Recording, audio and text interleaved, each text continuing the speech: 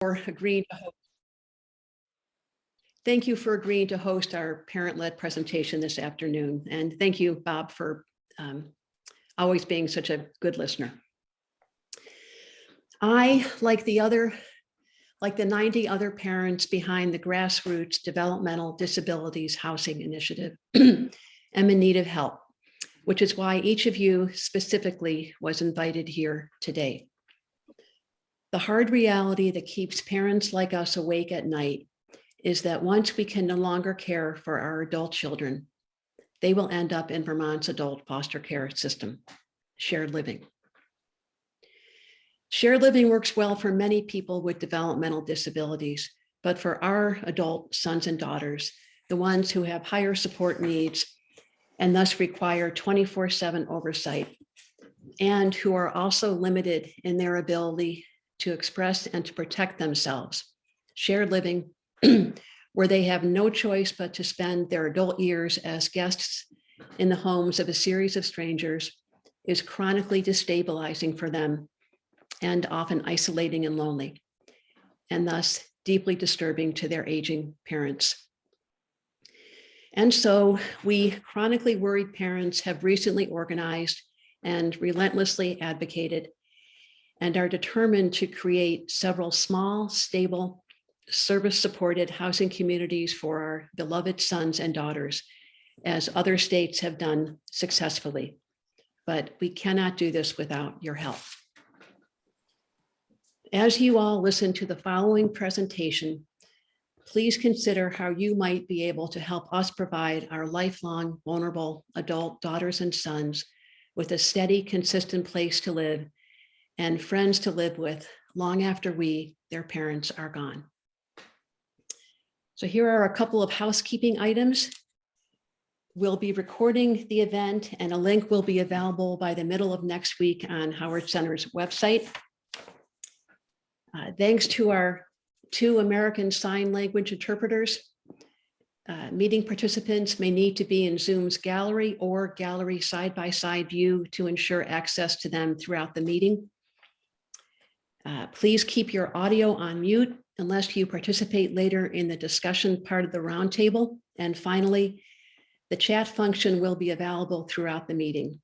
Please be thoughtful, especially during the presentation, as some viewers find it challenging to listen to a presentation while chatting is underway.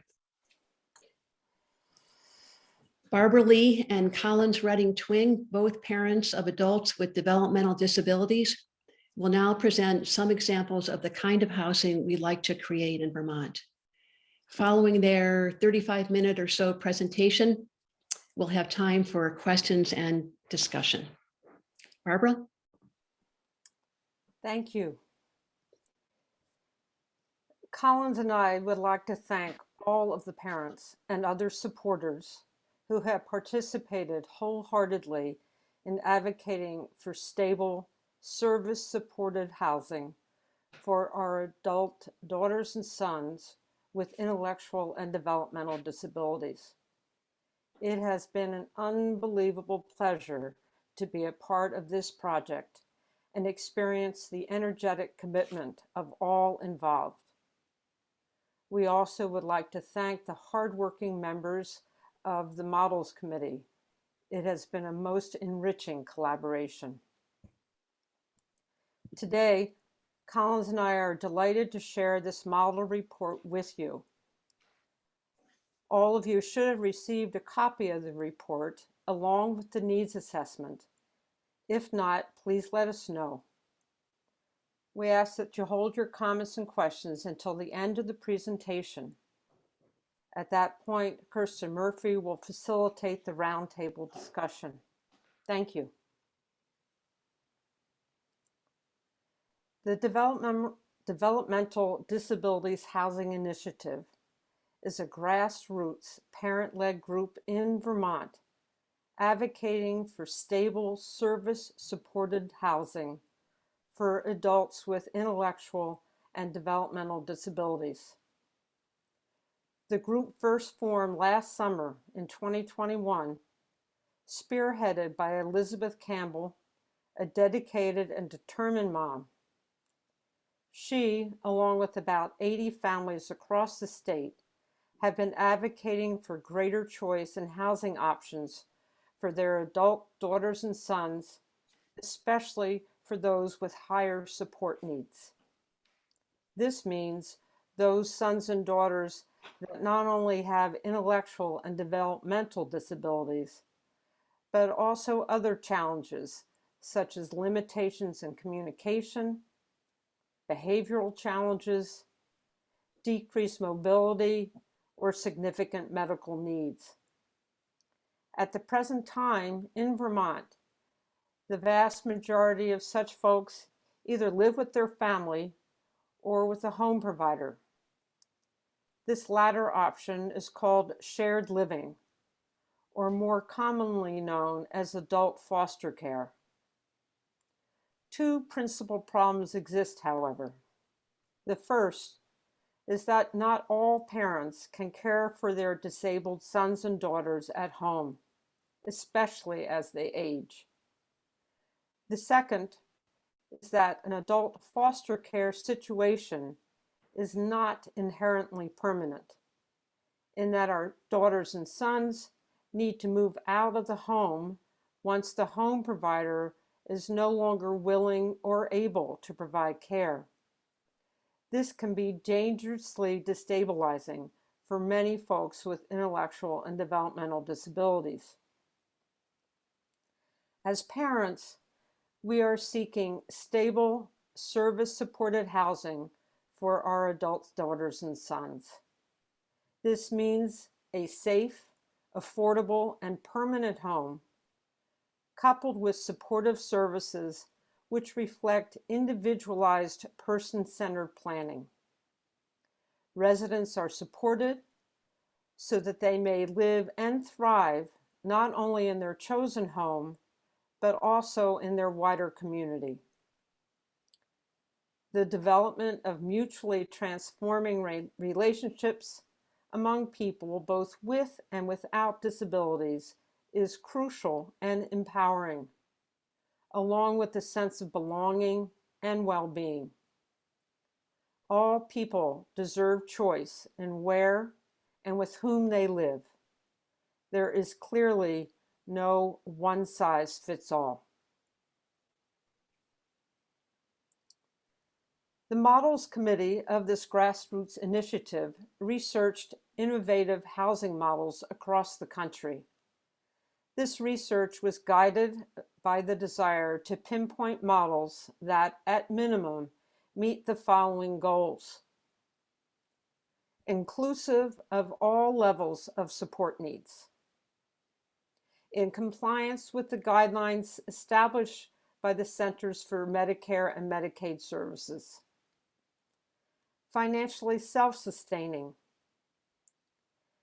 enhance the supply and quality of person-centered residential options so that there truly is meaningful choice in where and with whom our sons and daughters live,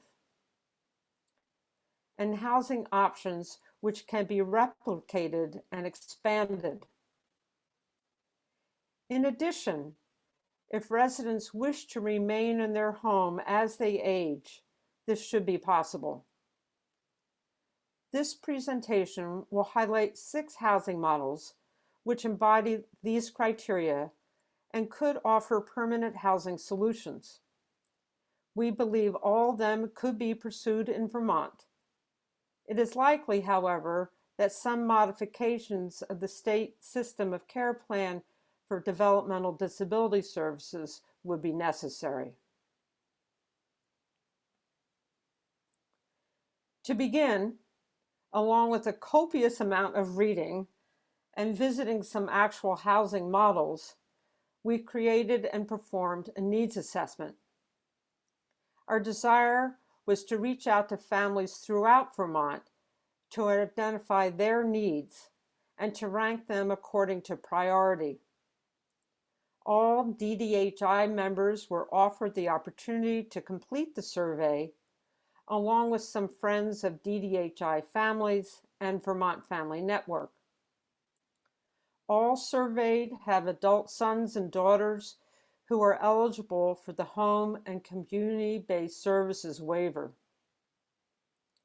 After compiling the data, we identified the perceived gaps between the current housing situation and what could be created or modified in the future. Many of the respondents indicated that their adult daughters and sons were living at home because there was no other viable choice in stable supportive housing. Many parents are aging and finding it increasingly difficult to care for their adult sons and daughters at home. This assessment helped to tailor the research done by the Models Committee.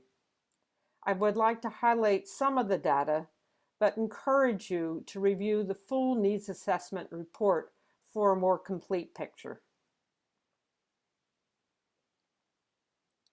Some of the information we sought was to identify the level of support which our adult sons and daughters required. The majority of the respondents indicated that their adult daughters and sons had moderate to high support needs. Often, this includes the need for one-to-one, 24/7 support, which includes some form of nighttime monitoring. We also wish to identify the complexity of the specialized needs beyond the intellectual and developmental disability. These graphs demonstrate that the most prevalent specialized needs were communication, behavioral, and sensory. The average number of specialized needs per adult was 3.8.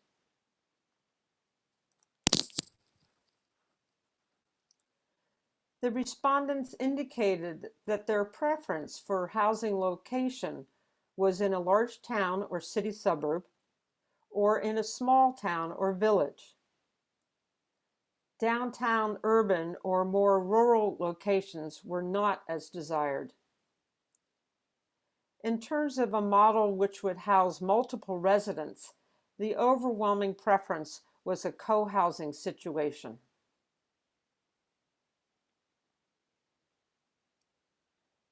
Residents emphasized that they wanted not only greater choice in housing options for their adult sons and daughters, but also the ability to choose with whom they live. Many indicated their desire to live with peers.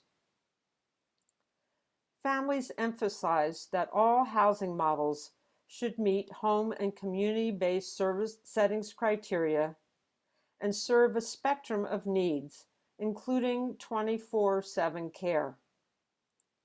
All housing should be stable and sustainable and offer permanence to their residents if desired. Support staff need to be well-trained and committed to stable employment as much as possible. Meaningful social relationships are critical, along with full inclusion in the home and within the wider community.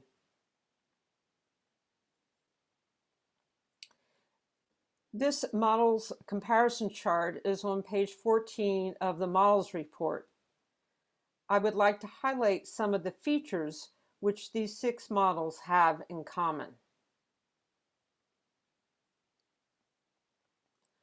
All provide permanent homes, and most offer the ability for a resident to age in place if desired and feasible. They serve a wide range of support needs, including folks with high support needs. Most provide wraparound services in delivering supports and services. Wraparound services are comprehensive and holistic, and always put the person at the center. It is a comprehensive approach that inherently involves collaborative teamwork. The services and supports that an individual needs and desires are provided for as long as they are needed. The long-term supports and services are funded primarily through the home and community-based waivers. Funding for room and board comes primarily through a resident's SSI or SSDI. Some residents contribute through Section 8 housing vouchers.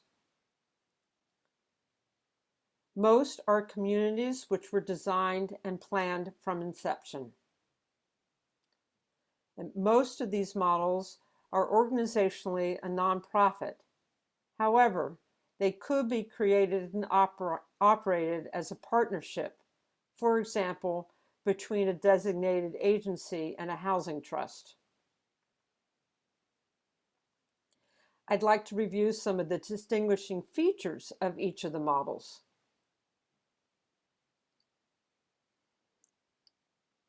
Visions for Creative Housing Solutions is located just over the border in New Hampshire. Vision's founder and executive director, Sylvia Dow, who is the mother of 2 daughters with special needs, converted their family home, a farm in Enfield, New Hampshire, into a permanent supported home for adults with developmental disabilities. Sylvia and her husband, in collaboration with other parents of children with disabilities, founded Visions, and it was incorporated as a nonprofit organization in 2014. Today, Sunrise Farm in Enfield provides housing for 11 individuals with developmental and other disabilities, combined with services and supports necessary so that they may thrive at home and in the community. In response to its ever-growing waiting list, which by last report is 45 people, Visions began exploring the potential to develop an additional site in 2017. They gathered community input on the need and support for that process. They launched a capital campaign, and in the summer of 2021, a second Vision site was opened in Lebanon. This second location is home to another 11 adults with developmental disabilities. In addition to providing a comfortable, safe, and affordable home, Visions provides 24/7 oversight of each individual in its care, together with a wide range of support services designed to meet the specific needs of each individual. These wraparound services foster growth and seek to nurture each individual's sense of well-being and self-worth. Visions is an approved vendor for the state of New Hampshire and is a subcontractor with their area agency for developmental services. It also was approved by the Center for Medicare and Medicaid heightened scrutiny process, thus ensuring that the organization meets the highest standards set by the Home and Community-Based Services Division of Medicare and Medicaid. This includes the fact that their residents sign leases, which then offers them tenant-based rights. The Visions model is financially self-sustaining. It is recognized as a leader throughout the state of New Hampshire in innovative housing solutions for adults with disabilities. In 2017, the New Hampshire Housing Finance Authority provided Visions with the $50,000 grant to create a supported housing toolkit so that others could study in detail the unique Visions model. To date, there are several communities in New Hampshire and throughout the country using the toolkit to replicate the Visions model. Work has begun in what will become a third site in Hanover. The new building, which will be fully wheelchair accessible, will provide permanent supported housing for another 12 adults with developmental or similar disabilities and has a projected opening date in 2023.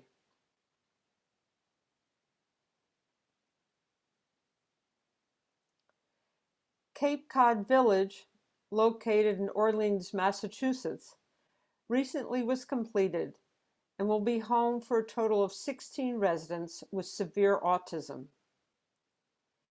Residents will be able to live there for their entire lifetime if they desire to do so. It was inspired by the concepts of intentional communities, a planned residential community designed from the start to have a high degree of social cohesion and teamwork, and pocket neighborhoods, which are clustered groups of neighboring houses gathered around a shared open space, a garden courtyard, or a series of joined backyards.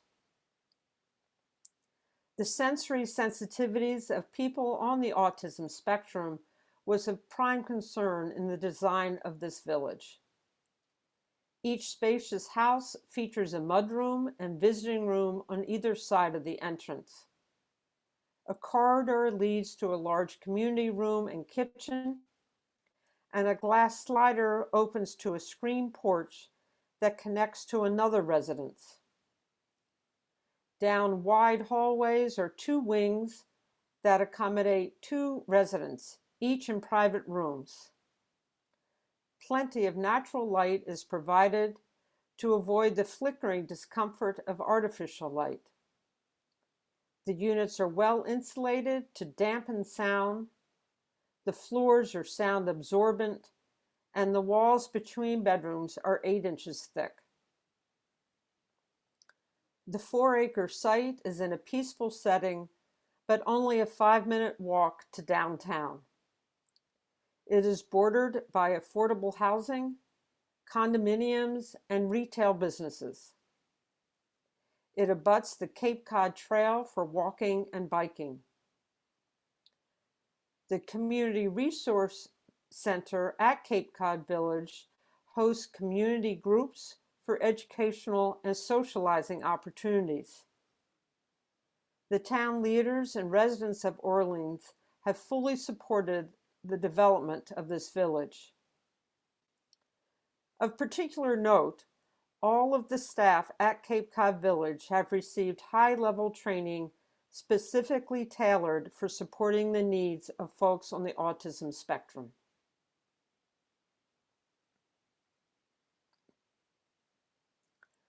L'Arche Boston North is an intentional community where people with developmental disabilities and those without disabilities share life together in a family-type atmosphere. The community in Boston is one of over 150 other L'Arche communities worldwide. There is a shared, common L'Arche vision. However, each community also reflects its local culture. The vision of L'Arche is rooted in relationship and a sense of belonging, not only in one's home, but also within the larger community. The gifts and imperfections of each individual, with or without disability, are embraced.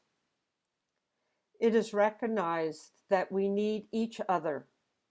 Thus, a focus on the concept of interdependence rather than independence. The traditional concept of caregiver and client is upended. Instead, the mutuality or give and take of relationships is nourished. Support staff learn to embody the L'Arche value of doing with, not for. Each person flourishes as they contribute their gifts for the good of others. At Boston North, there are several communal homes scattered throughout the Haverhill area, where a total of 18 residents live. Each home is located in a typical residential neighborhood. In addition, there is a shared living program option. The L'Arche team works closely with the resident as well as home providers to identify potential matches and provides ongoing support with the management of the resident's need. Shared living homes are fully involved with all of L'Arche's activities and community-based engagement. A fifth communal home is now being renovated to accommodate several of the residents who are aging and need more universal design features. This is an example of how L'Arche communities endeavor to offer a home for life for its residents.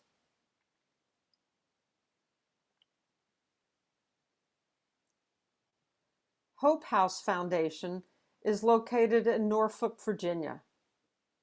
It provides wraparound services and supports to adults with intellectual and developmental disabilities exclusively in their own homes or apartments. Over several years, Hope House Foundation closed all of their group homes and relocated everybody into apartments of their own. In some instances, individuals purchased their home. The foundation determined that it was less expensive to serve people in their own homes rather than in group homes. Hope House Foundation provides the wraparound supports and services. However, they established a separate entity, the Hope House Residential Corporation, to develop and manage the properties. For those residents who rent, they sign a lease.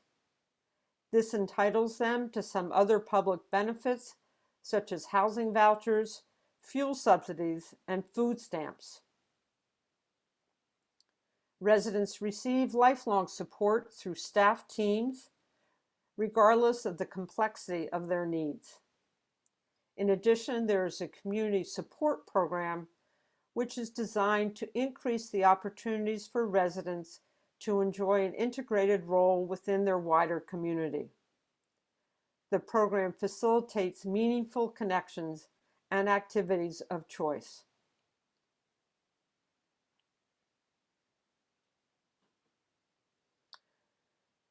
The Vermont Initiative for Deaf Adult Living was a joint initiative between several parents, the Vermont Center for the Deaf and Hard of Hearing, Dale, Cathedral Square Corporation, Vocational Rehabilitation, and the Howard Center for Community Services. Architectural plans were created for an affordable 3-story housing unit. The second floor, with 6 apartments, was to be designated for 6 deaf and hard of hearing adults with intellectual and developmental disabilities. Unfortunately, this initiative was stymied due to the recession in 2008. Our current housing initiative is proposing that the extensive research and planning which was done to create this model could be resurrected and moved forward.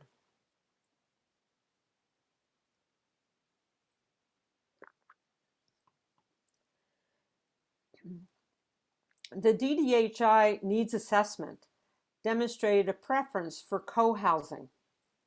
Therefore, we present this model as a theoretical option. There are several co-housing communities in the United States which offered us a glimpse of the strong potential of this type of supported housing situation. Co-housing refers to an intentional community of private homes and shared spaces where neighbors come together to know, care about, and support one another. In general, homes or apartments are clustered together, but connect to or look out to shared spaces. Shared spaces typically feature a common house or a large room, which may include a large kitchen and dining area. Shared outdoor spaces may include open areas, gardens, recreational areas, parking, and walkways. Co-housing communities can take many forms, but all come together based on shared and stated values and principles. The core of co-housing is living in relationship with one another. Architectural features respect the privacy of one's home, but also promote frequent interaction and close relationships among one's neighbors. In Vermont, the current living arrangements for adults with intellectual and developmental disabilities who wish or need to live outside of their family's homes may not adequately provide for safety, social connections, a sense of belonging in the community, along with the ability to freely move about their neighborhood.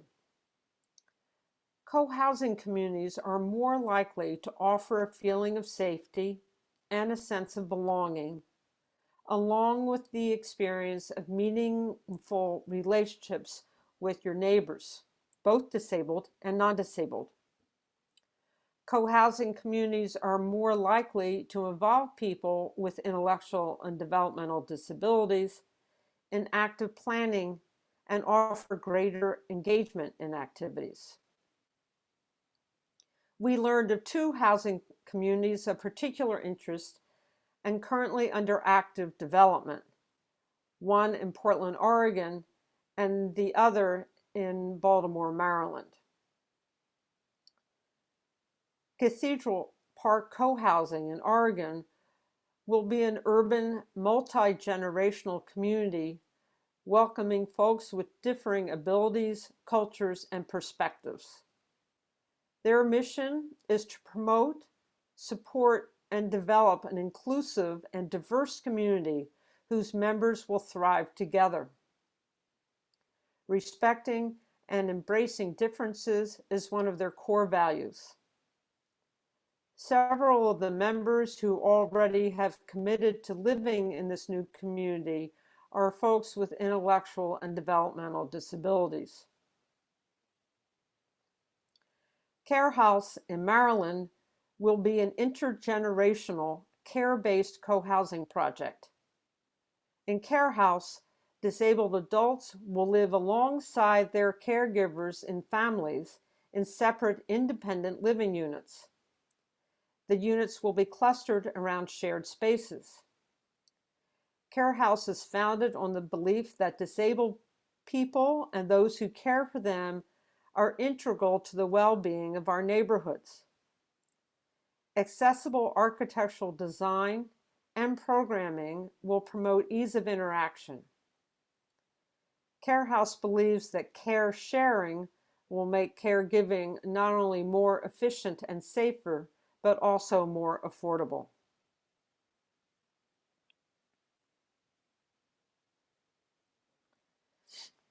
There are currently 3 successful supportive housing models operating in Vermont that could offer replication possibilities. The first is Black Mountain Assisted Family Living in Brattleboro. It was created over 20 years ago by 3 families who had adult sons with higher support needs. The founders' desire was to create a permanent, stable home for their sons. Today, there are 5 residents with intellectual and developmental disabilities who live at Black Mountain in 4 different living spaces, consisting of 1 single-family home and 3 apartments and another dwelling. They live with shared living providers who are screened and supervised by the local agencies. In the event that a shared living provider is no longer willing or able to provide the needed care for a resident, the providers leave.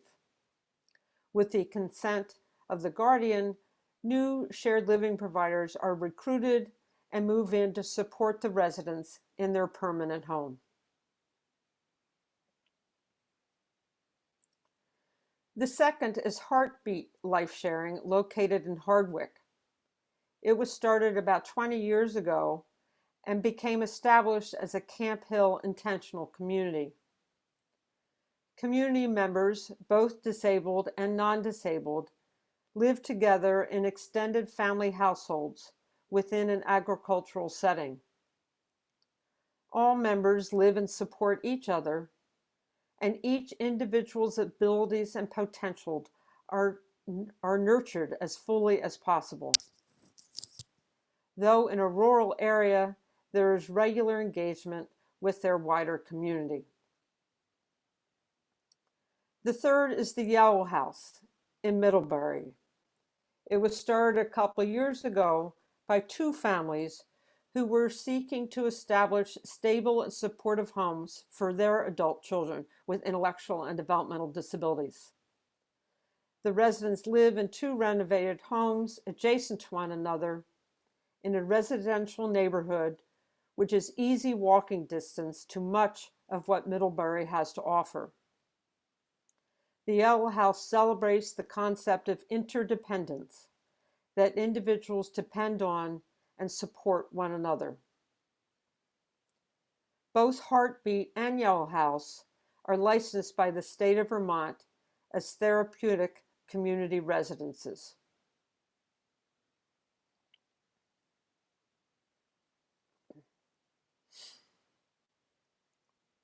This dedicated, parent-led grassroots housing initiative all began with a poignant op-ed piece written last summer by Elizabeth Campbell and published in her local newspaper, then in Vermont Digger.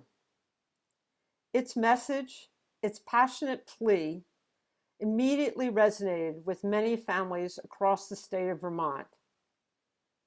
Elizabeth had recently experienced the loss of her beloved husband, a life cut short by brain cancer.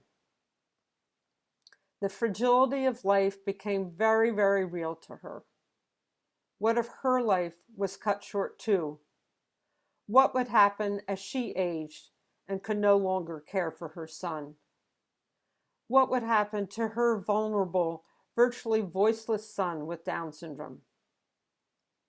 How could her open-hearted, authentic son live a meaningful life as a guest in the homes of a series of strangers within a system called adult foster care? Some folks do just fine in this model of shared living, but it's not for all of our adult daughters and sons with intellectual and developmental disabilities. For some, moving from place to place can be dangerously destabilizing. Elizabeth called for Vermonters to join her and other families in advocating for and creating more options. Don't we all deserve the opportunity to live in a home that has a feeling of permanence, of stability, to live in a home that is filled with compassion and support, to live in a home with friends or family of our own choosing, to live in a home and surrounding community where we feel a sense of safety, of belonging, of self-worth. Elizabeth's message hit us in our core. Families signed on to the housing initiative. Champions emerged. Teresa Wood, Dave Iacovone, Tarpon McFawn, Jessica Brumstead, all in the legislature. Bob Bick from Howard Center. Kirsten Murphy and Susan Aronoff from the Developmental Disabilities Council. And many, many others. Thank you to all who have made and continue to make this journey with us. As Elizabeth said, Vermont is a glorious place. Together, we can do this. Thank you. Thank you, Barbara. And thank you, Collins, for that wonderful models presentation. And I also want to thank Jen Townley, one of our parents, a parent of an adult child with developmental disabilities, for compiling the needs assessment.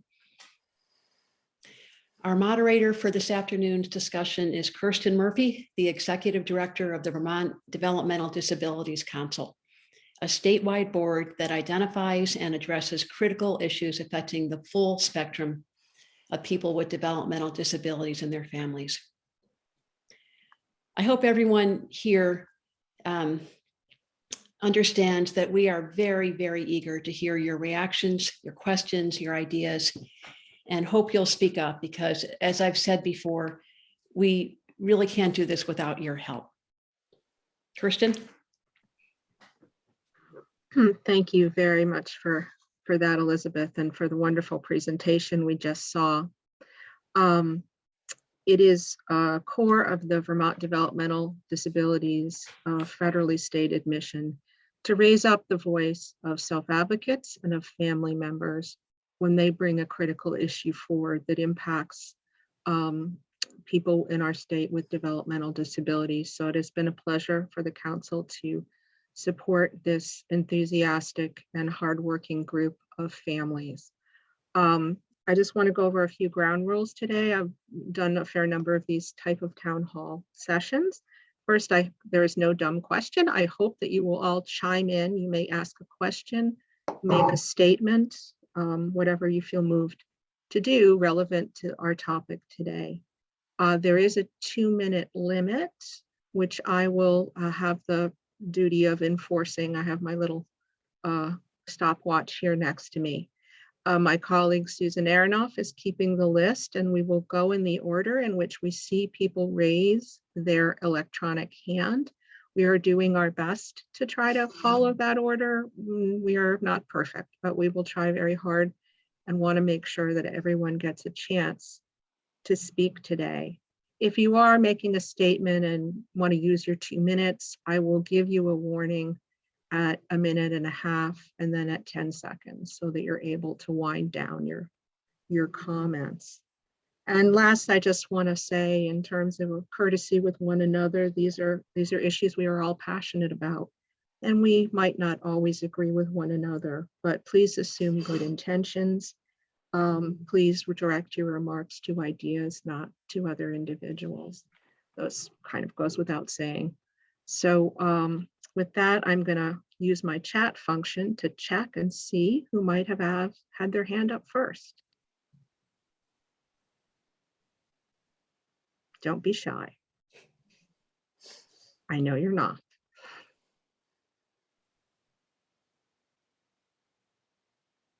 It is a lot of information.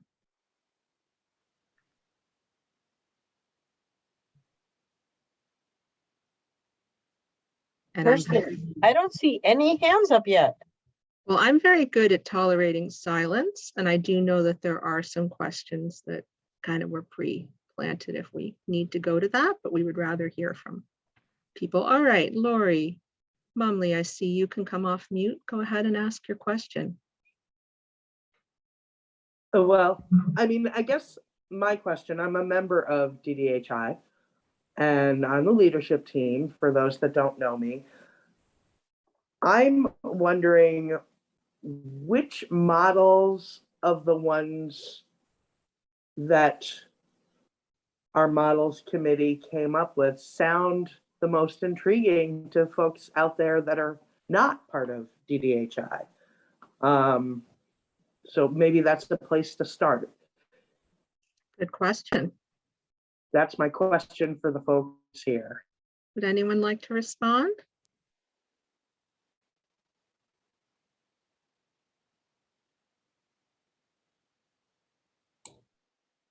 I can respond from a provider's perspective. Go right ahead. Your name, please. It's Delana. Thank you, Delana. I think all of the models have some attractive aspects of them, and some of them actually are similar to some of the models that we do have here in Vermont. I was curious, looking at the various models in other states, if other states replicate Vermont when it comes to the whole wait list or not having a wait list, how it is determined that individuals are able to get into those programs, because they too seem like somewhat isolated models, and there must be criteria to get into them. It looked like some of them work in collaboration with the state. And there's some overlapping between providers and services and the housing component. So I thought all of the models seemed very attractive and have value. I like that there's a range of different models. And I do think there are some that replicate some of the different models that we have here in Vermont. The piece that I thought is a very big challenge for us here in Vermont is many of the programs are fully staffed models. I did see how they have some of the blending of utilizing, it looks like shared living and some, I liked the idea of other caregivers, whether that may have been natural caregivers and some paid caregivers, combinations of that. I thought that was an interesting type of a model, because I think what we're really faced with when we think about staffing programs in Vermont that require 24/7, we are challenged with our workforce. And when we look at the complexity of needs and the individuals that we would be supporting, and some of the models that were shared with us today would require not only skilled direct staff, but also, nursing staff and behavior support staff. That's a minute and a half. So I'll wrap that up. Anybody from the expert team that's here want to respond? There seemed like there were some questions in there. I think I heard you asking about criteria for people, maybe how do people get into some of these communities or models? That was one question in there, Delana, right? Yeah.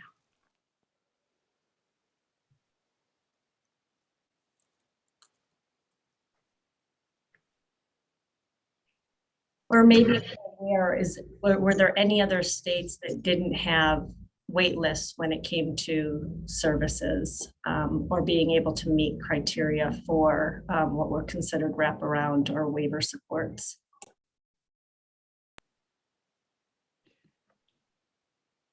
It looks like Elizabeth has her hand up. I do tentatively, Delane, I'm not quite sure, what part of your question to respond to. We all know that staffing everything in Vermont right now and all over the country is a great challenge. I mean, the adult sons and daughters that DDHI represents all have high support needs, and they have to be looked after 24/7 by someone. And the question is who? And all of us parents are aging, and we'll meet our ends at some point. And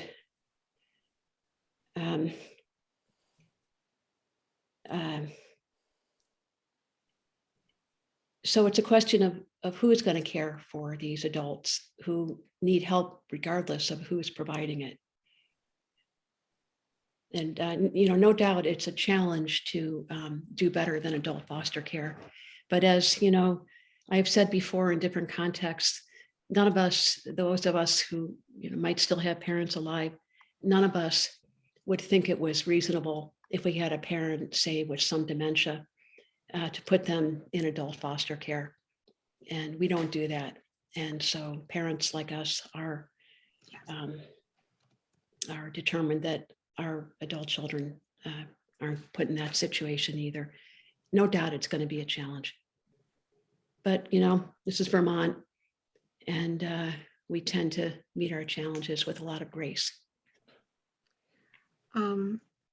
I see Elise Hayden's hand, who I believe might have a question or statement. Hi, Elise? everyone.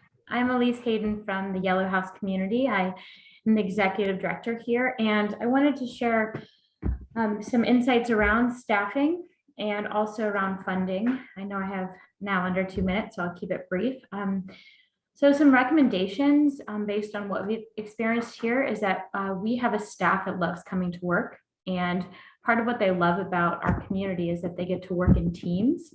They get to work together. So even if with a resident who needs one-to-one support, we're always working in a team setting with our residents with their varied level support from moderate to severe needs. And that makes for a much more sustainable work environment for our team members because they have somebody to provide respite in the moment. They have somebody to bounce ideas, get suggestions from. And I think this is really critical because this is not how agencies currently staff individuals who have high support needs.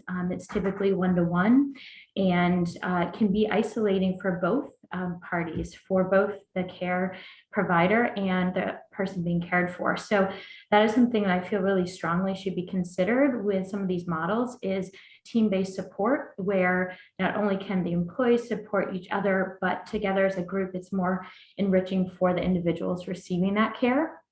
I also just wanted to bring up something that is a barrier and that I think DDHI could really advocate for, and that is to change Medicaid waiver funding, what it looks like to support someone in whether it is a co-housing or a community living situation like Yellow House. Right now, our residents are still funded as if they were living in shared living provider houses, homes, and those budgets can range from $18,000 to maybe $36,000 a year for someone who has very severe needs, and then some respite on top, in comparison to a group home where someone may have $70,000 for their home supports. And the difference there is that if you're running an organization that is providing a community setting, you have insurance and payroll taxes and all kinds of administrative and overhead costs associated with that organization and running it. But you also have the benefits of having community. So as you're looking to move from shared living to more community-based, how Medicaid waiver budgets are designed is so critical, because right now a resident living in Yellow House receives anywhere 30-second warning. 25 to 40% of someone who's living in a group home whose needs may not be nearly as high. They might not even need 24/7 care. And so that is a really critical component to making this work, whatever the model is moving forward. Thank you. Thank you, Elise. You notice I'm relaxing the time since there hasn't been a lot of competition yet for space. But I will shorten it up if we need to. I see Representative McFawn would like to say something. Yes, thank you very much for inviting me here today. I'm intrigued by the fact that Hope House found that it was less expensive to serve the people in their own home. That model allows people to go out into the community, go to work if they can, attend a pottery class or something like that, something that may be interesting to them, to go out for lunch or some kinds of recreation. We just talked about the cost and the staff, etc.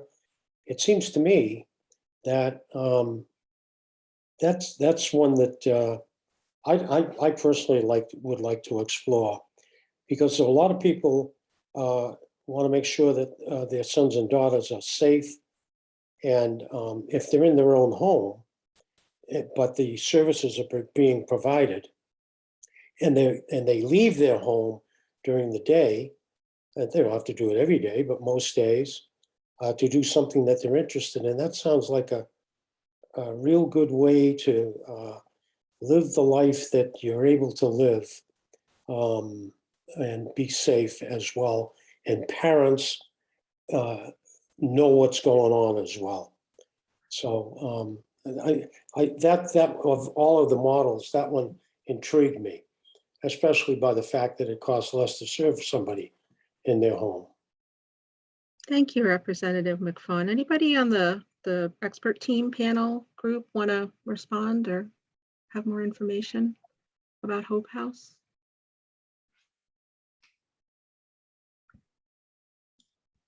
I can, I'm Collins, one of the people on the models committee. I can just add that, that was one of the factors that we thought was interesting about it as well, that they had previously been running group homes, but found it to be less expensive to support people in their own residences.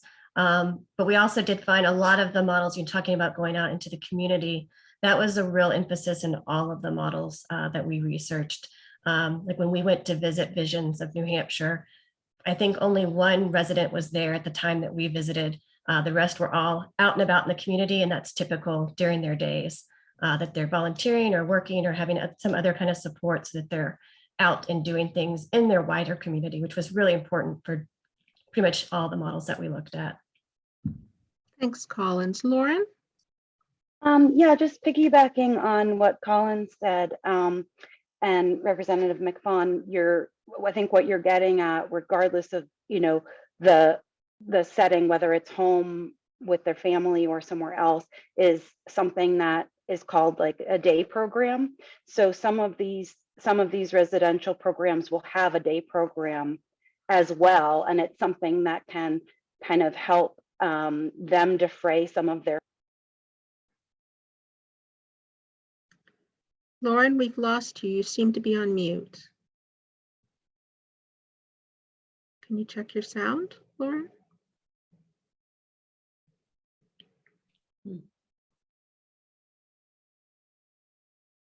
Sorry, I had a problem with my microphone headphone. Great, you're back.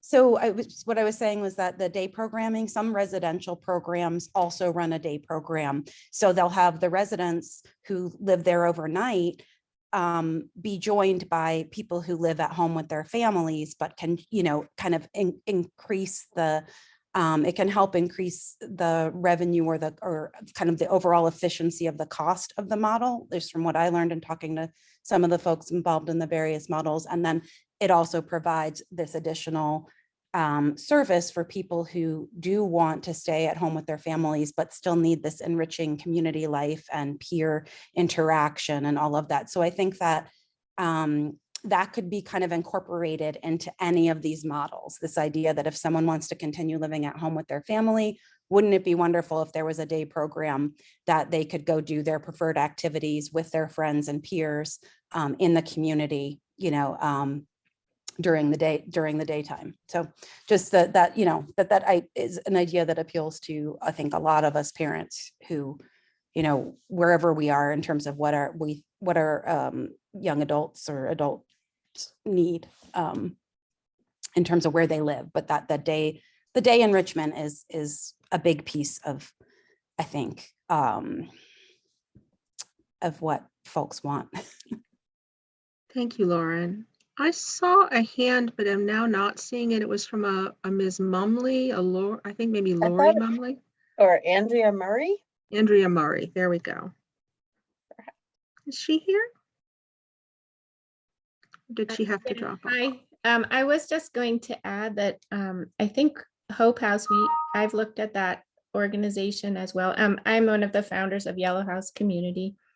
And I think one of the things that Hope House has is a separate operating entity to manage its facilities, which thereby brings the average cost for care and programming for individuals down, because the facility costs are separated. So it might be worth investigating a little bit further how the financial piece of that really operates. One of the things we have been looking at carefully is day programming and trying to offer day programming to a broader spectrum of individuals in our community. The funding stream for that is actually much easier to access, and there aren't the same kinds of regulations, and there sure is a huge need, and it's an opportunity to diversify our community as well, with a whole spectrum of new wonderful people, and potentially becomes an income generator that doesn't have the same kinds of overhead requirements as a residential only community might have. Thank you, Andrea. Who else? Karen Price, I see your hand up. So hi, I'm Karen Price. I'm also a member of the DDHI group and I work at the Vermont Family Network. So I had a question for those of you here who might be from the DAs and SSAs. And really it's a general question about what is the will of folks in the DAs and SSAs to engage in looking at these different options of working with partners to help to develop these alternative housing solutions. Question on the table. What is the will in the DAs and SSAs? Gloria Quinn, I see your hand. Please identify your agency. Hi, I'm Gloria Quinn from Upper Valley Services. I can't speak for the entire DA community other than to say that I think that there is a broad desire to support new options and a variety of options for people with disabilities and their families or loved ones to live in, or chosen ones to live in. I did want to say just a couple of things. One is that I've had experience in Rhode Island supporting some co-housing opportunities with families and have had delightful experience. And I think there's a strong will for our agency, but also other agencies to really partner with families and figure this out. I think that Vermont, it has some particular complexities around it that we'd want to try to work through. And I think Delana stated that there are already some unique options available. I think staffing, somebody commented on staffing versus having informal supports or more natural supports. I think a combination works really well for lots of different reasons. I also was just wanting to suggest that there is some really powerful, the executive director of Hope House, as I remember her, I think she's still there, I'm not positive. I think it would be interesting to invite some people in that could speak in more detail to some of the complexities they experience, that providers who want to partner with families in this, or DAs that want to partner with families could also learn from in some detail. I think that tends to generate some real excitement. If it's already been done and I missed it, I so apologize. I've been trying to stay on top of all of this. I know at Upper Valley Services, there's a very active family group who's exploring different options right now. So we'll be actively engaged in whatever, comes our way. And I'm happy to help in any way. So I just wanted to say those few things. Thank you, Gloria. Delana, I see your hand. Yeah, I would echo everything that Gloria had just mentioned. I've been really excited and happy to be working with a subgroup within your group, within the larger group. And it has been really fantastic thinking together, learning together, being able to think about the possibilities. So I think that I know here at Howard Center, we are always trying to look at what are some of the solutions for the things our community is being faced with, and housing is a huge part of that. So I've really enjoyed working with the smaller group here in Chittenden County and thinking about what those possibilities could be. And just being able to work collaboratively around problem solving some of the bigger, more complex issues that we're faced with when we think about things from not only a systems lens, but just also some of the other maybe community factors that we're being faced with and how we build that into the planning. I think because there is such a huge range of different types of needs, it really is a lot of work to think about one particular project that you might move forward. We have multiple different types of residential models here at Howard Center, and we have an understanding of how much work it takes to get that off the ground, and have that move forward and be successful, so that people are able to have permanent stable housing on all different scopes of levels of support. So yeah, I have found it really exciting and collaborative, and both a learning experience for all of us. Thank you, Delana. Could I ask Kara Artis to read aloud the rather long statement she just put into the chat, and then we will turn to Representative Wood. Kara, are you there? I am. Could you share that thought? Yep. So I was agreeing about the financial viability of some of the options that have been put before us. And I loved that when the report was put together, that it did show about how there are certain funding sources that are used to support each of the options, which is great. But I did notice one of the models said that they were pretty self-sustaining. So I find that kind of interesting, whether they have sort of a partner organization or not. The other, another question I had was, I'm wondering if this initiative is sort of a beginning point, because so many, concerned family members have been coming together. It is a reality that we're, all aging, and there are concerns for ongoing support for their adult children and people who have some pretty significant support needs. And I think that is a great place to start. I was just wondering if there's been any forethought also about potentially expanding for, some people who are able to, participate in some of that decision making for their future housing. I realize that might be a ways away. And just one last thought was, we've had discussions with a number of people who are self-directing or family directing their services who have this concern as well, and are trying to do some of their own unique planning, and they may have some ideas too at some point.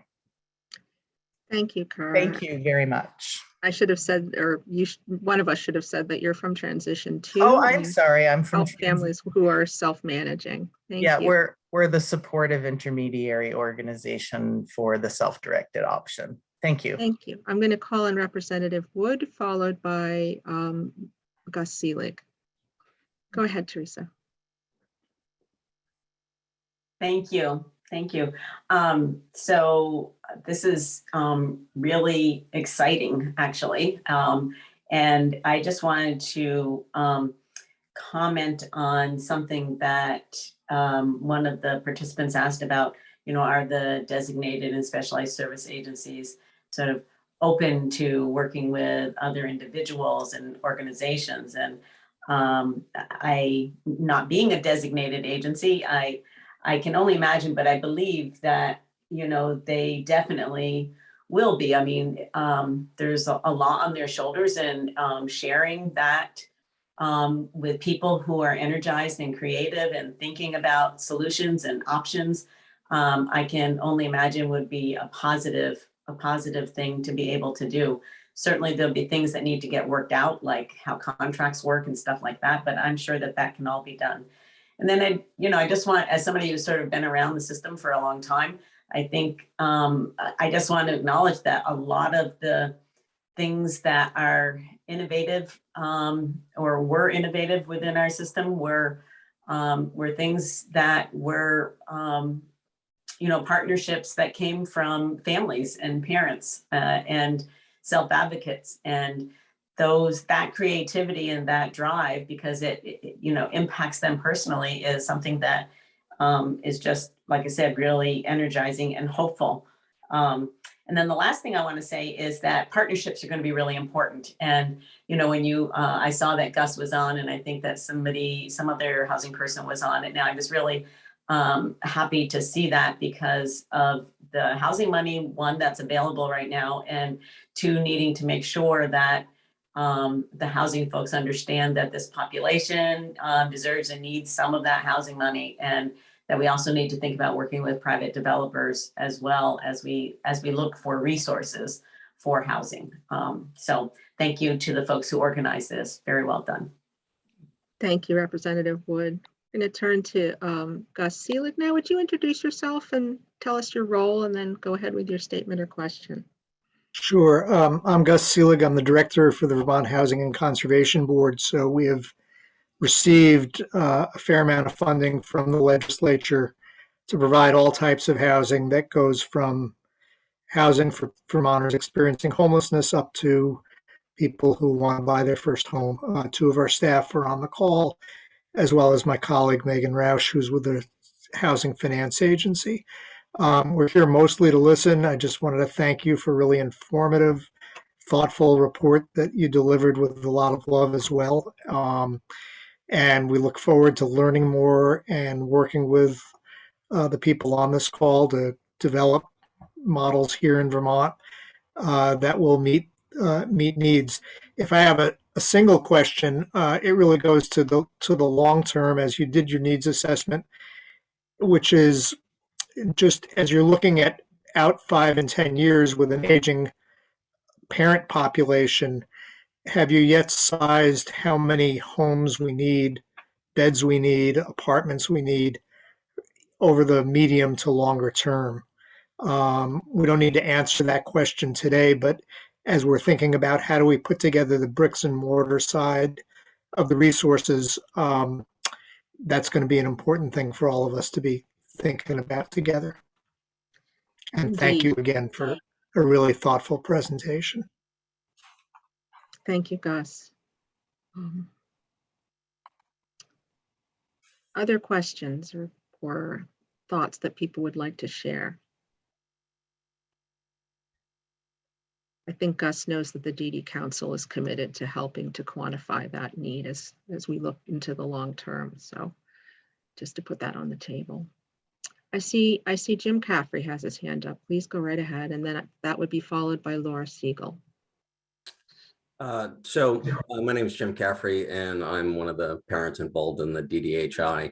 And just a couple of quick observations. There were discussions about funding, and there's kind of two main areas: bricks and mortar for actual residences, and then also funding for staffing. And just a couple observations that I've been paying attention to for a while, and paying closer attention to as my son turns 22 next week. Shared living in Vermont is attractive for a number of reasons, works great for a lot of people. It's also attractive because of cost. Those payments, I'm sure everybody knows, are exempt from FICA taxes under Section 131 of the Internal Revenue Code. Federal law allows up to 5 individuals to be served by one shared living provider. Vermont in 2007 enacted 33 VSA 502, which statutorily limited the number of individuals to 2. There are good public policy reasons for doing so, but that's something that could be revisited as a way to control cost. Maybe there's additional oversight, but what makes shared living attractive financially is the exemption from FICA taxes. Then another consideration is for individuals who may be in a co-housing shared living, interdependent living arrangement. For somebody who is living in a residence and is getting free room and board as part of their support giving duties, the free room and board, like a shared living payment under 131 of the tax code, that there's no imputed income. So it under Section 119 of the federal tax code, and that's my last tax code citation, I promise. But my point is that there are opportunities out there that should be explored in greater detail that will allow for more cost-effective payment that will allow the type of permanent living arrangement that so many of us parents on the DDHI are looking for. I'm done. Thank you, Jim. So need for more exploration of the tax code, absolutely, and what it offers us. Laura, I see your hand up.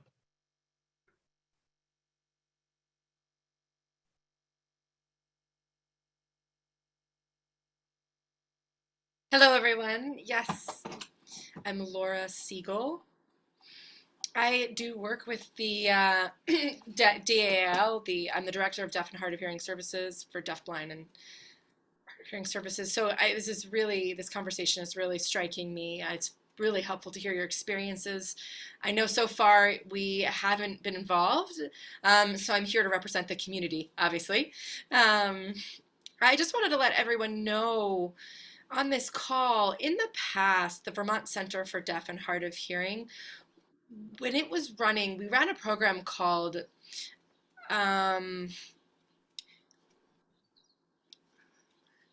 we ran an access program. And VCDH, was no longer running. When that happened, there was really no consideration of what to do with that program and under what auspices it should be run. And so it very quickly just removed opportunities for deaf people, and they were all sent back to the places from whence they came. So we have about 2,500 deaf people a year that live here in one annual sense, so it really strikes you that those people shouldn't be separated from the rest of the hearing community. So really in the work experience with the DC area, I did have work experience. We worked with the Deaf and Hard of Hearing Children's Center. And, she's freezing a little bit, so the interpreter's struggling.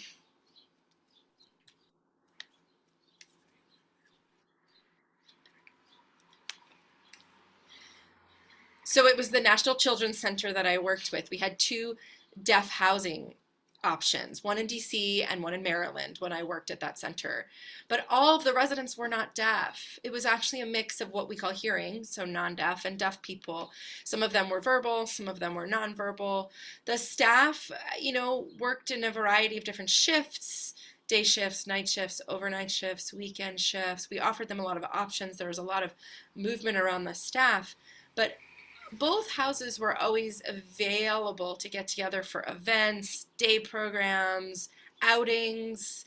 It was really nice to see that they were involved with the community rather than being completely separate like so many other housing situations are. And I would love to see that kind of a situation again. I know that you have one situation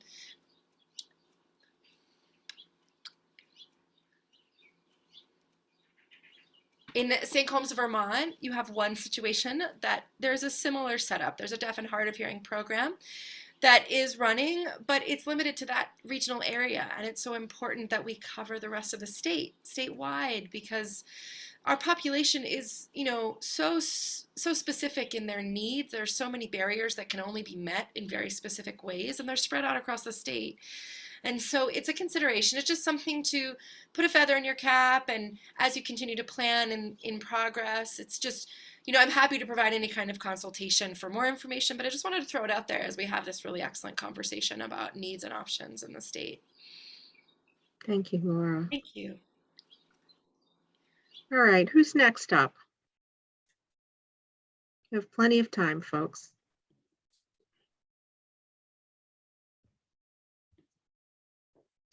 Looks like Elizabeth's hand is up. Yeah, I just want to let anyone here who doesn't know this yet, but with the help of the at least 3 legislators who have so generously joined us today, we have a bill, H720, that is waiting for the governor's signature. And that bill is going to be very helpful to our ends. And it includes $500,000 to help fund pilot planning grants. And it also includes a 3-year position for a housing residential development person. So we're going to have some help from the state in putting together these coalitions to build these different communities. And I also just want to be very clear about something. For the adult sons and daughters that our parent group, DDHI, has advocated around, I want to be very clear that for our children who have relatively higher support needs, there is no other option for them right now in Vermont other than adult foster care. And I just want to, Vermont has offered some innovative housing options, but they are not accessible to our adult sons and daughters. And that's why we are so focused on getting together and developing some other housing options. Thank you, Elizabeth. I see Reverend Sparrow. Thank you. I wanted to especially thank Representative Wood and McFawn for the legislation, without which we probably wouldn't even be talking about this, because we wouldn't have the funding, or at least the hope of the funding. So I wanted to just acknowledge that, and to all of you who've been doing all this amazing work. So thank you. The one I'm working with Barbara, who gave such a wonderful presentation on the different models, and thank you to Collins as well, on a possible community in Southern Vermont, a large community. And the struggle that I have had, and maybe you are all the answer, but I'm not sure how to make my way through it, is there going to be coordination of possibilities? So maybe you know the answer and I just don't, but is it the Vermont Housing and Conservation Council that will be thinking about which models might deserve the funding? How do we stay abreast of, how do we most efficiently stay abreast of what's available, who has priority, how to make ourselves be most effective in the process? I find a lot of my time is wasted trying to figure out what's happening. And I know a lot's happening, but I also want to be effective. So if anybody can give me any tips in that direction, I would really appreciate it. And I suspect Barbara has some of those answers, but I would just like to hear if other people have suggestions for how to really make the most of our energy as we try to develop this community. Thank you, Reverend Sparrow. I saw Elizabeth's hand up. Would somebody from the team like to describe some of the who does what in H720? I can if no one else feels comfortable, but Elizabeth, your hand's still up. Is that? Well, Kirsten, you go ahead. You're as familiar as we are, if you'd like to talk about it. Sure. All right. So 720 has a number of moving parts in it, but one of the things that it says is it charges Dale with creating or overseeing, I think it's up to 3 pilot planning grants for which there's money included. And the selection of who gets what is really to be by committee, and the committee is constituted in the law, and it includes family members, some appointment by the State Program Standing Committee for Developmental Disability Services. It is to include families. I'm not going to be able to take it off fully from the top of my head, but it's a small committee, and it is really tasked with the next steps in terms of selecting who gets the pilot planning grants. I will also share that as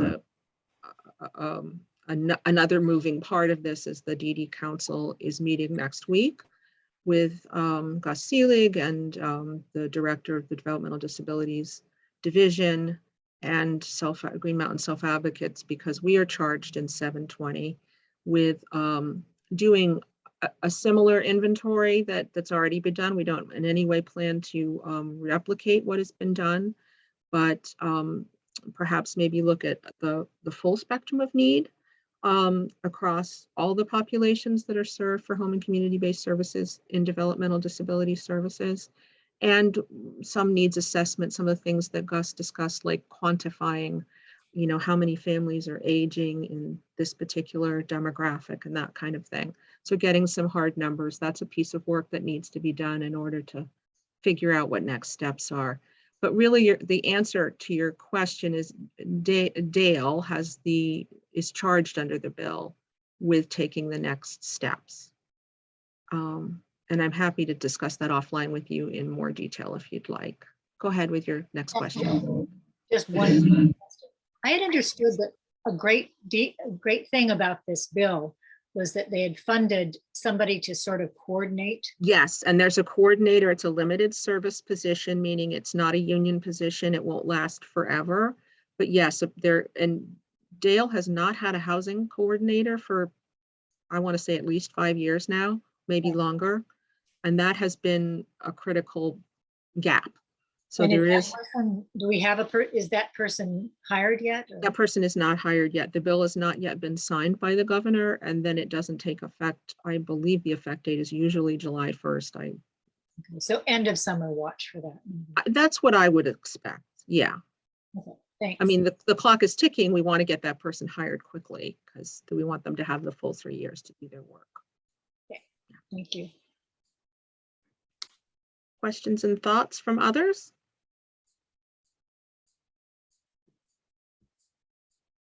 Karen Price. Hi, so it's me again, Karen Price. I'm a parent. So I had a question again about the DAs and the SSAs, because I'm not quite sure how you might all work in tandem with each other or not. So Delana is saying that Howard Center has a number of different initiatives. And I'm not sure who else is here from the other DAs and SSAs, but do you share information? Is this going to be sort of DA by DA? So then, you know, depending on where we might live, perhaps we should all be scooting over to one area because one DA is going to be more active than another. How do you actually work together, or don't you? Excellent question. I see Julie Tesler's here. She might want to answer. And I see Dawn Danner's hand up. Dawn? Yeah, thanks. First of all, I think all the ideas that are being put forth are really great. And I would also add that it's time, you know, it's time in Vermont for other options. And, you know, shared living has been around a long time, and it's great for many people. I have people who have been in there for 30 or 40 years and that's their home. However, I think many of us, and again, like Gloria said earlier, I don't want to speak for all of the DAs or SSAs.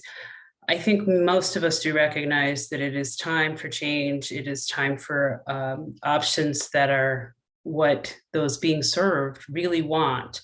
You know, that's the bottom line here. So how do we work together? You know, unfortunately in the state, it's very geographical, right? You know, things down here in Bennington, by the way, I'm sorry, I'm the GS director down at United Counseling Service in Bennington. Are very different than, say, Burlington or Middlebury, just because of the location.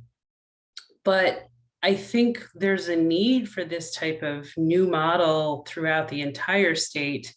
And, you know, we might not necessarily all agree on what the exact model is, and maybe something does need to be tweaked for the southern regions versus the northern. And I think we're very on board to do that. So, you know, we would certainly collaborate. If I had resources to develop something down here, I would absolutely be in support of that. And again, it may look a little different than something like Delana might do because she's in a different region, but that's part of the opportunity of this is maybe developing things that are a little more specific or needed in certain regions. And you know, I think it's doable if the resources are there. And I also have families who are saying the same thing. You know, it's time for a change, and yeah, definitely. So I hope that answers your question, Karen. Thank you, Dawn.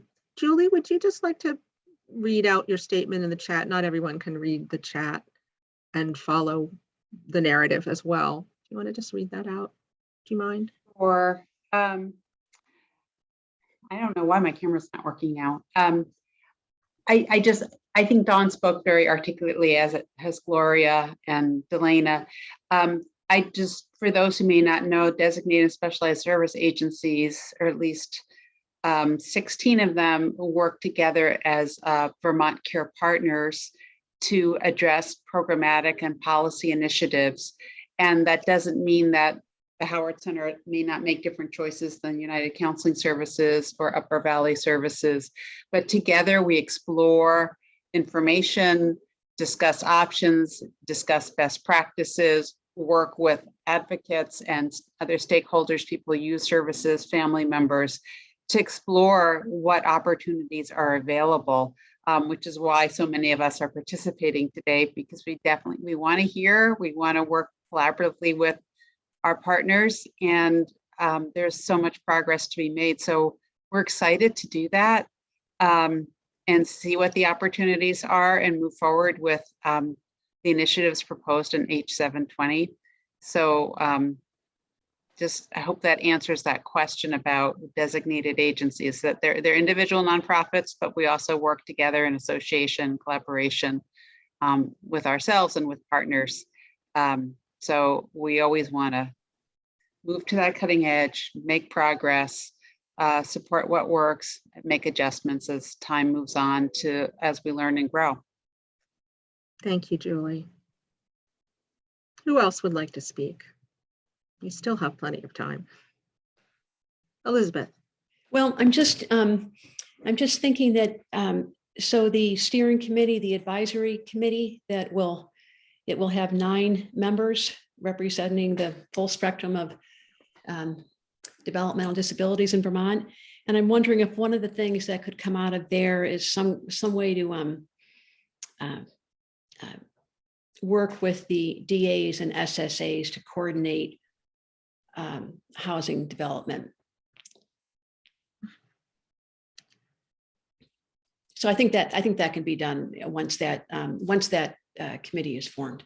I would also notice that 720 charges Dale with working with folks from the bricks and mortar side of the house, the folks like us that do housing development. That has sometimes been a little, those are 2 separate entities and haven't always had as much impact on each other. So the bill really is clear that Dale needs to be working with the Housing Conservation Board and others in the housing community who have the resources to maybe help with us some of the financing. I see Lauren. Yes, thank you. Again, I don't know if I introduced myself the last time. I got a little flustered with my mic issue, but I'm on the DDHI leadership committee, and I'm a parent of a young man who's turning 22 this summer and about to enter the world of adult services with some very high and complex needs. And one of the concerns, this is just kind of a something I know that we at DDHI have already been thinking about, but just kind of wanted to put it out there to the group. One of the things that's on my mind constantly as we start talking about the models and potential pilot projects, this is funding at least 3 projects. We've lived very, near Heartbeat for the last 20 years and know them well and have watched it grow from a community of just a couple of folks to, between coworkers and friends, well over 50 people or so. And yet, I think it's maybe something like 18 or 20 friends who are now able to be supported there. Scalability and just capacity. How are we going to, not to, put a damper on it all, but I'm worried about how many people need this level of care in the state and how, one of my concerns in looking at models is how can we not take 10 to 20 years to get to where we can support several 100 people or more. I guess getting those hard numbers would be great to know what are we talking about, but just something to kind of just food for thought as we think about the different models, what they might look like, how they would be structured and funded and built, and expanded, how can we create something that's really replicable and sustainable and yet scalable so that we can really support all the Vermonters who are in the situation of needing this type of care. Thank you, Lauren. Scalable and sustainable, important questions. I see Marla's hand was up next, and then Elizabeth.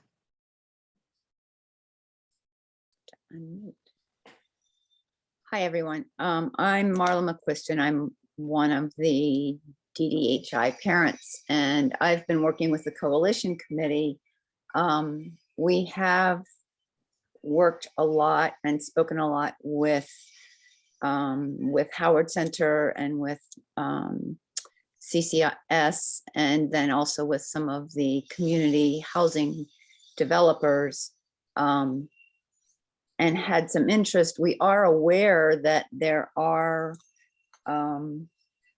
has been a lot of housing money going out throughout the state for affordable housing, and we're aware that that can be used to fund bricks and mortar for a lot of these projects, which means that we don't need to depend completely on money coming from Dale or through that avenue. One thing that we are really looking for is to know if it's possible to maybe piggyback on some of these projects that have been awarded already. We've seen that there has been a lot of money awarded for affordable housing to several different development housing trusts and such throughout the state, and it would be great if there was a possibility to insert some of these projects, like the deaf housing was a single floor in an apartment building, but also in a co-housing. If we were going to try to aim at co-housing, that we could put 10 units with 2 people each into a 50-unit development. So as far as housing partners that are here, it'd be great to know what do we need to do to try to partner with some of the developers across the state and start working on becoming part of a development that's already maybe in the works. Thank you for that question. I see Megan Rausch, am I pronouncing that right? From the Vermont Housing Finance Authority, might have some things to share. Yeah, hi. My name is Megan Rausch. I'm a community development underwriter for Vermont Housing Finance Agency, or VHFA. And I first wanted to just echo what Gus had already said. It's great to be here listening and learning from everyone. And it's good to see all of the work that you guys have already started, and that you could possibly have some funds for a development consultant in the near future. I think that'll be really great at getting you started. And in the meantime, I just kind of wanted to echo what was just said. And have you spoken with some of the creators of the models that you have in the report about these initial development funding resources, about the stacks that they have used, and how they've kind of fit those in? And as you develop the model that you want to go with, being able to think about how to plug, or having that development consultant be able to plug in the different funding resources and all of the regulations that go with them will be really important. So having the housing funders at the table when you have those conversations with the development consultant will be really crucial. Thank you. Elizabeth. Well, for those of you who aren't as familiar with the process of funding for our adult sons and daughters, I want to be transparent. My son, Jesse, between his Medicaid home and community-based services funds and his SSI, Jesse gets about $85,000 a year.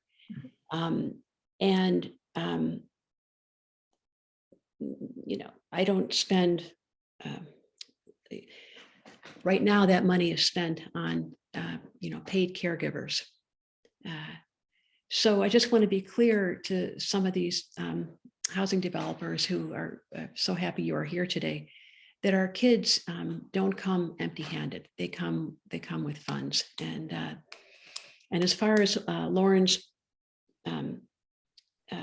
concerns about the work in front of us, my feeling is that if we can't work together, if government and the different agencies cannot provide secure housing for, truly the most vulnerable adults among us, then we have a bigger problem on our hands. Thank you. That's all I Melissa. wanted to say in response. Yeah, thank you. Others, we still have a few minutes. It's been a really great conversation, even if it's moved a little slowly to tease you out. All right, Delana Norton, please go ahead. Something I might have missed it, and I'm not sure if it was talked about in any of the models.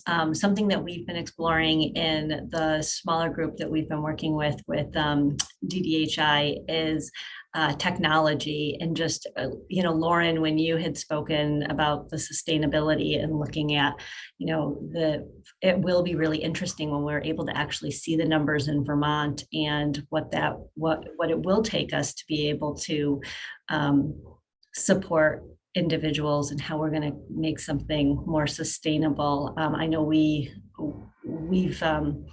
been exploring technology for a long time here in Vermont, and we've come a long ways with Safety Connection, but we're also looking at other types of models that are even maybe more robust to support more complex support needs. And so I didn't know, maybe from the group, if that was in any of the models that we were looking at. Thank you for that question. Elizabeth, did you want to field that question before I turn to Lori? Delana, I've heard the talk about technology, and I'm curious. I know you've talked about technology in the past when we met, years ago and had different parents over. But for our adult sons and daughters, the high support needs, what is your vision for how technology could help them with secure housing, with the option to live with their peers? I'm curious what you have in mind. I don't have like a perfect vision around this. I have seen some models where we recognize that even individuals who may have the most complex support needs don't have somebody with them eyes on 24/7. And if you're living in a model with other peers, and maybe peers that have different types of support needs, how could technology be scaffolded throughout the home in order to provide certain like alarms or alerts? And we at Howard Center talk about a lot about what's called the sort of neighborhood type of a model, where there's supports, where there are similar to our Safety Connection program, where there's individuals who live within the community who are able to have an in-person response within a very short time frame based on where programs are located or where support needs are located. So we don't have a particular program that's designed with that level of layered technology and currently in a residential program. But I will say it's sort of like, it is something we've been talking about and trying to determine how could we bring this to the next level.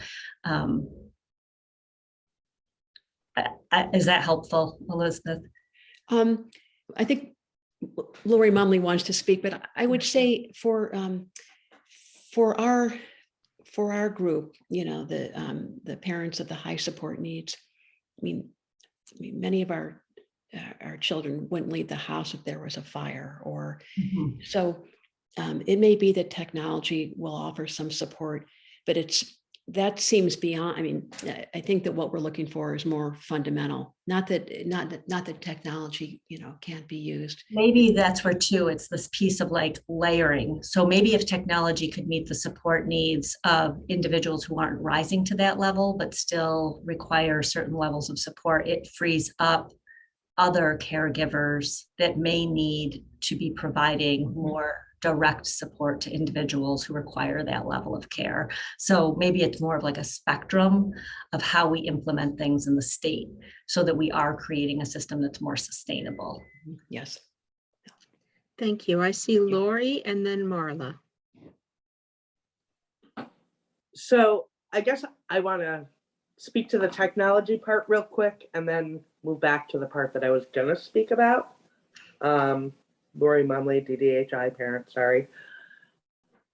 The technology, I see it as Delana was talking, of course, I was thinking about it and thinking, okay, my son sometimes doesn't sleep and needs intensive supports to keep him safe during the night. Sometimes he sleeps. It's great. He is high support needs, but at nighttime, he's only sometimes high support needs.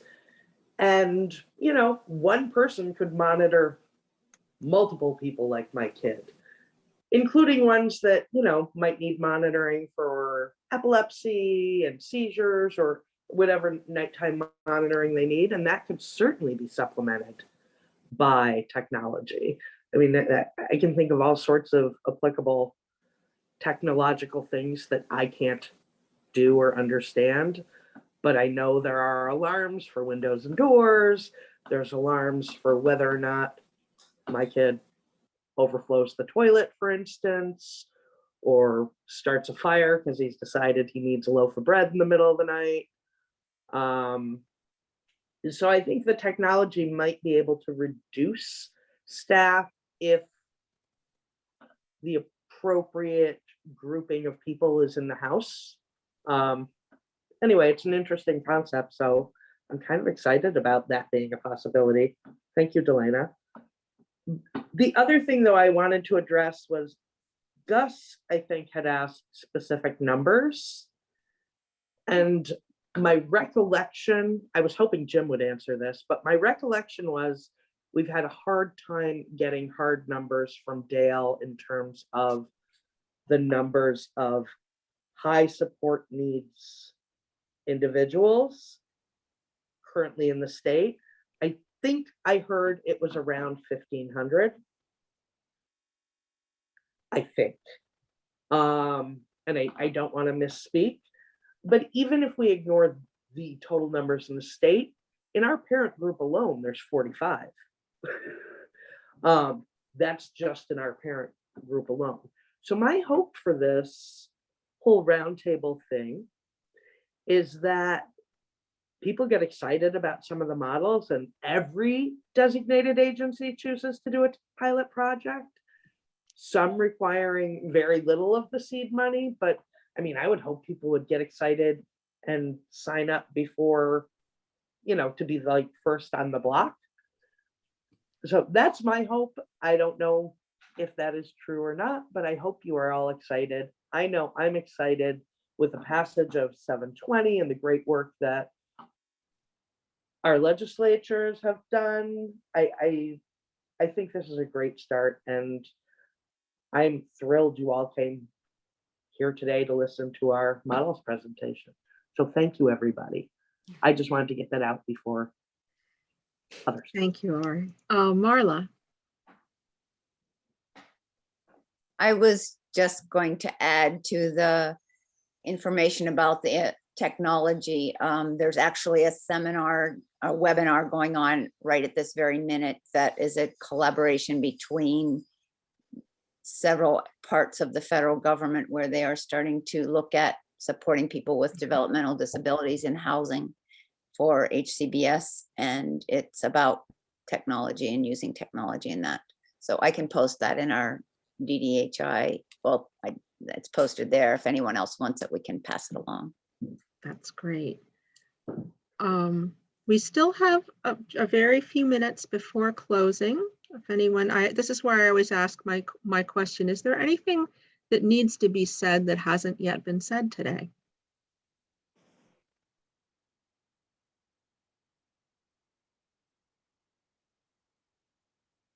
Anything that hasn't been asked today that needs to be asked?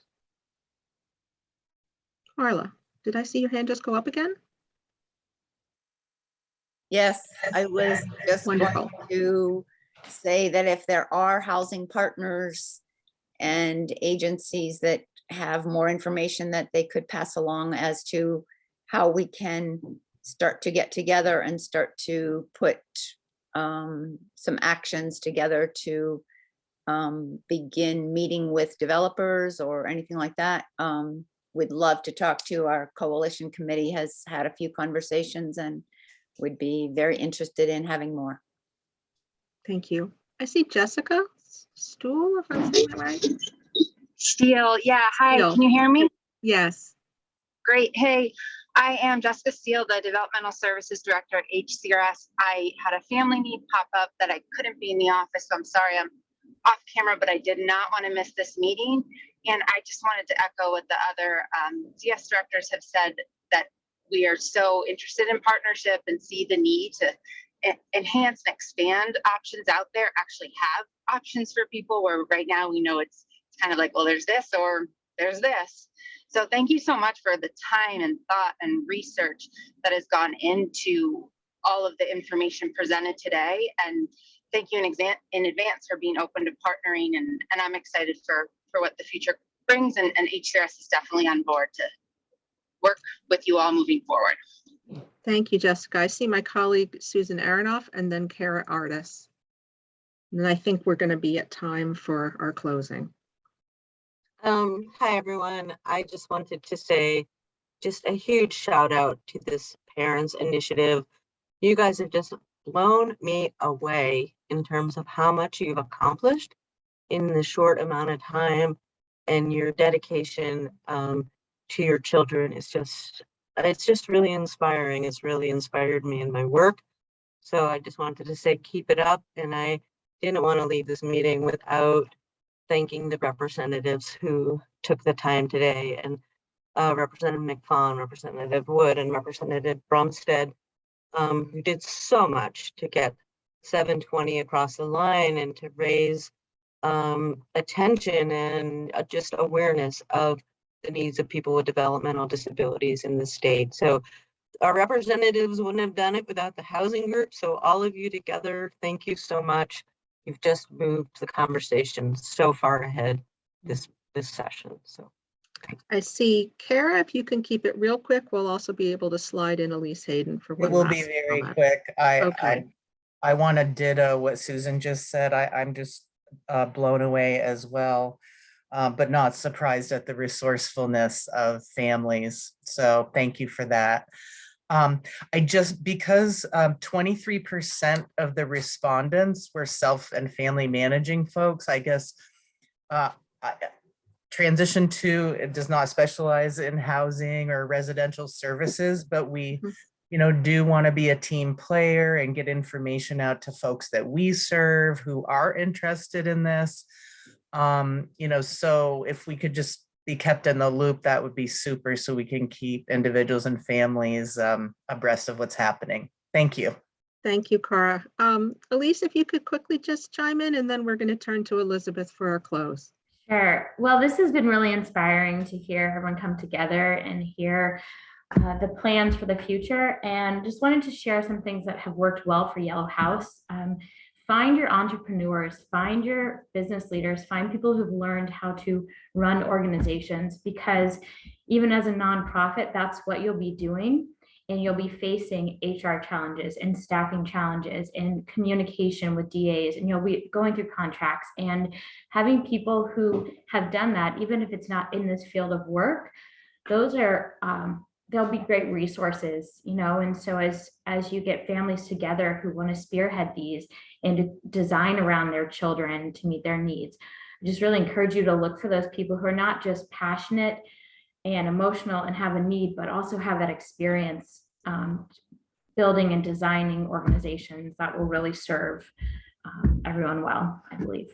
Thank you, Elise. And I'm going to turn it back to Elizabeth with our close. Thank you, Kirsten. Well, I want to give a deep-hearted thank you to everyone who has showed up today. I'm just so encouraged, and I know all the other DDHI parents who are here today are feeling the same way. I want to once again thank Bob Bick for his generosity and especially for his open mind. I want to thank all the developmental services directors who have showed up today. Just very grateful for your comments. I really want to thank Denise Vigneault from the Howard Center, who has organized this gathering today, for her remarkable graciousness and her competency and her stellar tech staff. So I want to say to everyone who's come here today, please don't hesitate to contact us if you have any questions, or even better, if you have some land, property, or project that you think might be suitable to our ends. Our contact information is on the reports that were mailed to you prior to this meeting. So please reach out. And finally, in closing, I just want to say that we all know the world is facing seemingly intractable problems, which is hard for each of us to bear. But the challenge we parents have shared with each of you today is one that, with your help, can be met. And have no doubt that while it is low on the list of the world's problems,